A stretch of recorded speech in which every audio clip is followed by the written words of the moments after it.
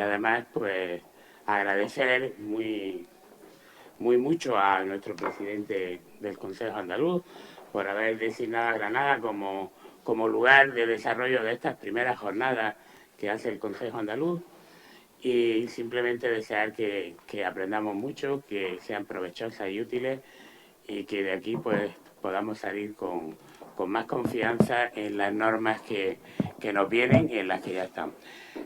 Agradecer la presencia de significados cargos de la Administración de la Agencia Estatal en Granada y también de la Agencia Tributaria Andaluza, y en definitiva pues esperar que estéis cómodos, que este local que nos ha cedido nuestro colegio amigo y hermano de arquitectos para que podamos desarrollar este acto os guste, y simplemente pues desear que la mañana sea provechosa. Así es que le cedo la palabra a mi presidente, a nuestro presidente Miguel Ángel Pérez.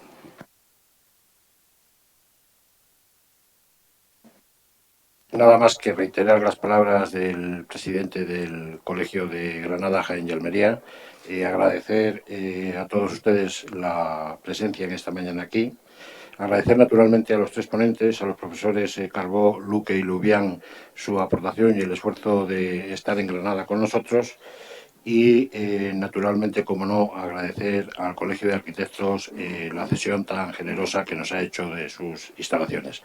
Y quisiera tener un recuerdo también para todo el personal y el staff del Consejo General, cuya sede está en Granada, Consejo General de Colegios de Gestores de Andalucía, por la colaboración tan desinteresada que han tenido para que esta jornada sea un éxito. Pedir pequeñas disculpas por la tardanza en la hora de comienzo, y sin más preámbulos, dar ya la palabra al profesor Santiago Carbó, que hasta hace unos instantes estaba intentando encontrar la prima de riesgo, y espero que la haya encontrado esta mañana. Muchas gracias, Santiago, y cuando quieras.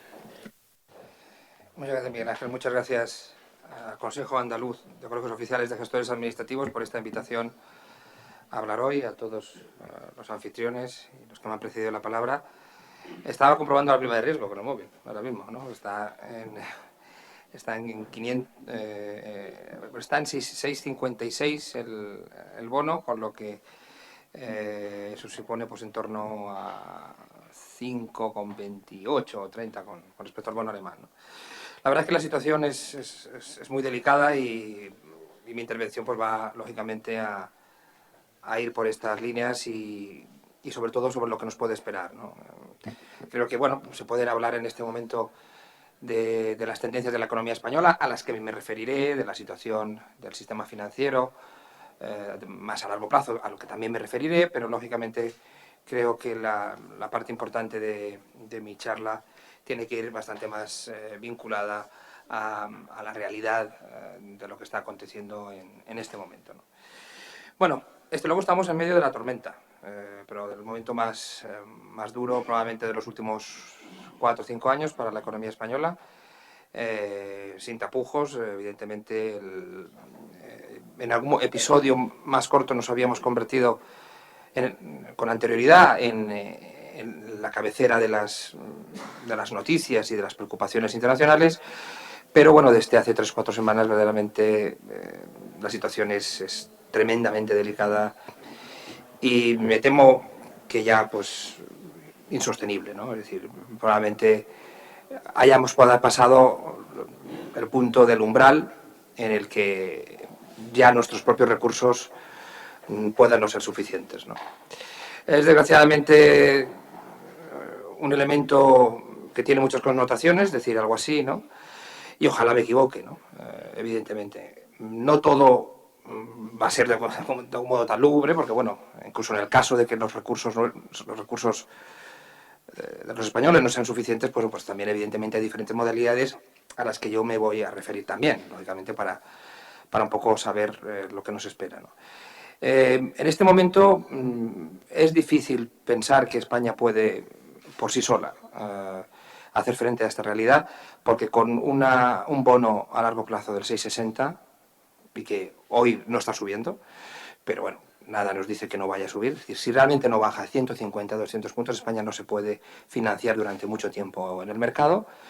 Y sobre todo España no puede acometer la probable recapitalización que surja de las dos famosas auditorías independientes que se han encargado, y yo creo que también será difícil poder colocar los 35.000 millones que se quieren colocar de deuda autonómica en hispanobonos. Con esta prima de riesgo podríamos intentar colocar lo que tenemos ahora, planificado desde principio de año. Una pequeña puntualización, es cierto que tenemos bastante dinero en caja, pero es que se hizo una programación de emisiones en las que vamos a depender bastante de letras del Tesoro de muy corto plazo. Es verdad que tenemos bastante colocado en caja de las emisiones del año de largo plazo, no tanto del conjunto de lo que necesitamos. Parte va a ser, o buena parte está en letras del Tesoro. Y por tanto, pues no es bueno que se haya adelantado parte de la financiación de largo plazo, pero en general, en un contexto tan difícil, no va a ser muy barato tampoco colocarse en letras del Tesoro, que son a 3 meses o 6 meses de una financiación muy de corto plazo, con lo que evidentemente la tensión no va a disminuir. Antes de pensar cómo hemos llegado hasta aquí, ¿no? Cómo hemos podido llegar a una situación en la que parecía que estábamos haciendo las reformas, parecía que teníamos encauzado el sistema financiero, parecía que, bueno, que más o menos podríamos evitar la tormenta. Pues antes de empezar con nuestras propias culpas, que también las hay, evidentemente yo creo que hay un elemento fundamental, que es la crisis de la eurozona. La crisis de la eurozona, que se vuelve a reiniciar hace un año, con toda su virulencia, después de los 3 rescates de Grecia, Irlanda y Portugal, la economía europea se estabilizó un poco y de hecho pues empezaba a hablar de cierto crecimiento y finales del 2010, principios del 2011, pues la verdad es que la economía europea y española pues tenía un crecimiento, para el caso de España, tenue, pero bueno, se veía una situación un poco más optimista. Cuando se reabre la herida griega el año pasado, todo esto cambia, porque contagia claramente a la banca internacional europea. Ahora todo el mundo habla de Bankia. En julio del año pasado y septiembre hablaba todo el mundo de Société Générale, que se le iba a pegar en cualquier momento. Porque claro, tenía una fuerte exposición a Grecia y a la deuda soberana de los países periféricos, y entonces pues claro, pensaban que Société Générale no llegaría a buen puerto, ¿no? Y además, en verano, España siempre había estado ahí, en ese, podríamos decir, después de estos 3, siempre era la que tenía la prima de riesgo más marcada. Italia había logrado hasta ese momento no estar vinculada, pero desde ese momento Italia también se incorpora. Y eso, lógicamente, ya cambia la percepción de la capacidad de resolución de este problema. Porque con los recursos y las medidas a medias que la eurozona ha ido aplicando, primero a través de la Facilidad Europea de Estabilidad Financiera, luego a través del Mecanismo de Estabilidad Financiera, Mecanismo de Estabilidad,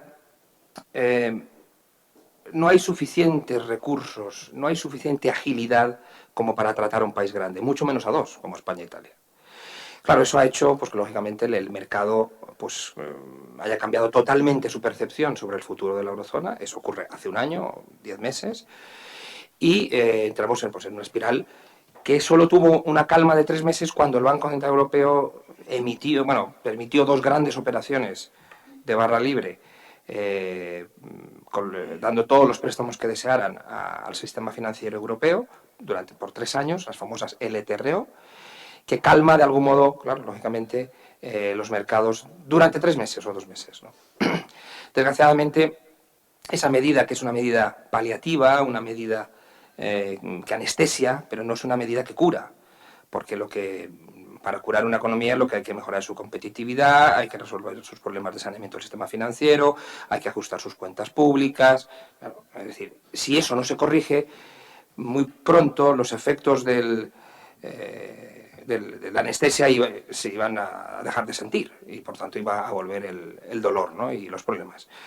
¿Qué ha pasado o qué sigue pasando en la eurozona? Pues que yo creo que la eurozona, y en esto tienen la culpa todos los países periféricos tienen la parte de culpa de que no cumplen, la verdad es que no cumplen. Es decir, Grecia está incumpliendo permanentemente. Irlanda está intentándolo, es la que probablemente mejor lleva los deberes, porque también partió de una situación competitiva mejor. Y Portugal no incumple como Grecia, pero tiene una economía muy debilitada y le resulta muy difícil estar logrando los objetivos que la Troika le puso, ¿no? Y España no cumple. Tampoco, ahora me referiré a nuestras culpas, ¿no? España no ha cumplido. Y lo diré claramente porque no ha cumplido, ¿no?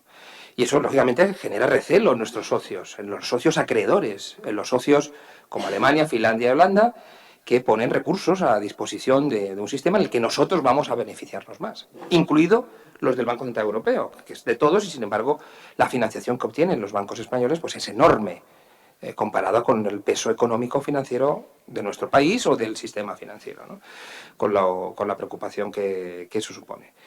Bueno, el caso es que la eurozona en este momento hasta ahora ha sido incapaz de resolver claramente los problemas de la crisis de la deuda soberana, y cuando a principios de año, hacia febrero o marzo, pues un país grande que es España, ahora también prefiere brevemente a Italia, pues da señales de que no tiene una hoja de ruta fácil, con un paro que va a subir radicalmente en este año, que es el elemento fundamental. Siempre nos preocupamos por los bancos y por el déficit público, pero realmente el gran problema de este país es el paro. ¿Y qué va a pasar con toda la gente joven que, siendo formada o no formada, pero empecemos por los formados, no le vamos a poder dar un empleo razonable, se van a tener que ir, o se van a ir en buena parte?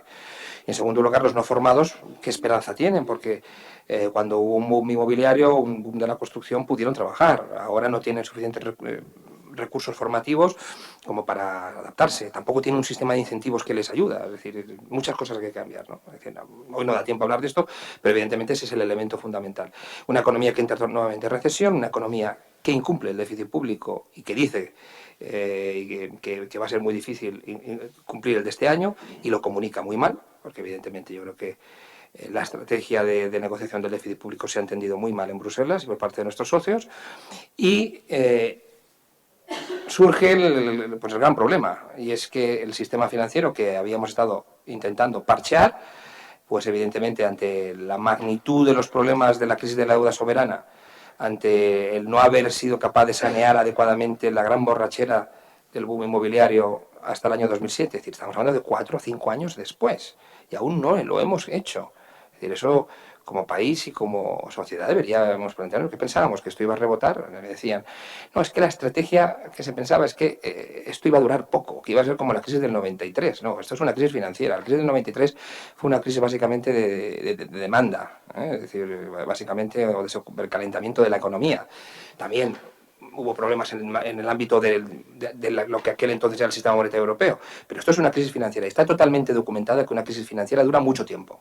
Estados Unidos aún la sufre menos, porque son economías más fuertes y más dinámicas, pero la sufre. Y otros países la sufren. Miren al Reino Unido, que además tiene la maquinita de hacer dinero sin un guardián alemán diciendo que no toque la maquinita de hacer dinero. Es decir, ellos lo pueden hacer. Y sin embargo, siguen teniendo problemas. Porque una crisis financiera en la que tienes que dedicar un montón de recursos a rescatar bancos y a solventar problemas financieros, pues evidentemente dura mucho. Porque tiene una vertiente financiera sobre el déficit y deuda pública, como estamos viendo, que va a tener el impacto de la crisis financiera ahora, 5 años más tarde, sobre el déficit y deuda pública española, y sobre la evolución de la economía, que la lastra durante años, evidentemente, porque normalmente una crisis financiera viene motivada porque estamos muy endeudados, tenemos grandes dificultades para devolver esa deuda, y entonces, claro, eso va lastrando toda la economía. El caso es que España dio señales muy raras en el ámbito del déficit fiscal, pero la alarma suena pues en abril, sobre todo cuando el Fondo Monetario Internacional, muy, podríamos decir, discretamente, pues dice que hay un banco que no le gusta, que no tiene buena pinta, en su informe, algo que no es muy normal que lo diga, pero vamos, dijo que era blanco y venía en botella. Faltó decir que empezaba por B, terminaba por A, que su presidente había sido director gerente del fondo. Vamos, lo puntualizó. Con lo que empezó una presión internacional brutal para resolver el problema.